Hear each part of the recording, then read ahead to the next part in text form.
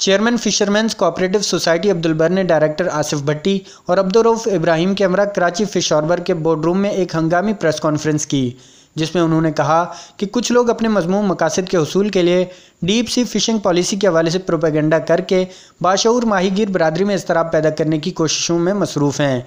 एहतजाज के पीछे छुपकर हुकूमत को अरबों रुपए का टीका लगाने वाली 52 गैर कानूनी जेटियों की सरपरस्त माफिया को मुंह की खानी पड़ेगी। हम फिशरमैन्स कोऑपरेटिव सोसाइटी और माहीगीरों के मफादात का हर हाल में तहफ़्फ़ुज़ करेंगे। माहीगीरों के ख़िलाफ़ अगर किसी ने पॉलिसी बनाई तो मैं खुद माहीगीरों की एहतजाजी तहरीक को लीड करूंगा। उन्होंने कहा कि चंद माह कबल हमने चाइना की एक कंपनी से फिशरमैन्स कोऑपरेटिव सोसाइटी और माहीगीरों के मफादात को मद्देनज़र रखकर जो मुआहदा किया था उसमें बोर्ड के तमाम डायरेक्टर्स के दस्तखत मौजूद हैं। उस मुआहदे के तहत हमने अपने माहीगीरों और मुल्की मफाद को अव्वलियत दी है।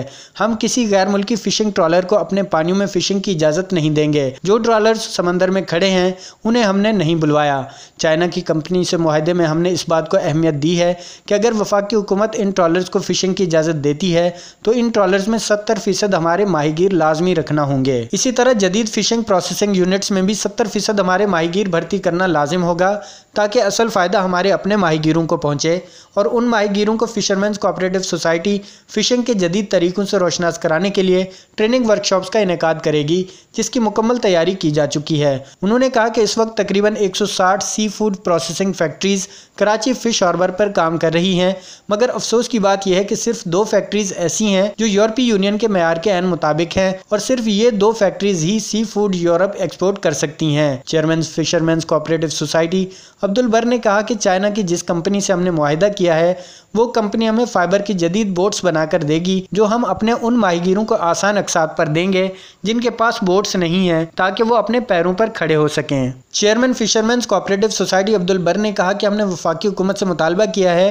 कि हमारा फ़िशिंग जोन 12 नॉटिकल मील से बढ़ाकर 35 नॉटिकल मील कर दिया जाए। हमारे बोर्ड ऑफ डायरेक्टर्स में चंद मेंबर ऐसे हैं जो हमारी मुखालफत में खड़े हैं। हालिया स्क्रूटनी में पता चला कि उनका तो माहीगीरी से कोई वास्ता ही नहीं है। वो अब तक माहीगीरों के नुमाइंदे बने हुए थे। जब तक जालसाजों के बजाय माहीगीरों के हकीकी नुमाइंदे सामने नहीं आते, माहीगीर कैसे तरक्की कर सकते हैं। उन्होंने कहा कि हम माहीगीरों की नई मेंबरशिप कर रहे हैं। मेंबरशिप पर गुज़िश्ता 20 साल से पाबंदी आयद थी। हम मेंबरशिप की स्क्रूटनी के साथ साथ इसे कंप्यूटराइज कर रहे हैं ताकि मेंबरशिप को शफाफ बनाया जा सके। कैमरामैन नासिर यूसुफ के साथ एजाज अहमद, अब न्यूज़, कराची।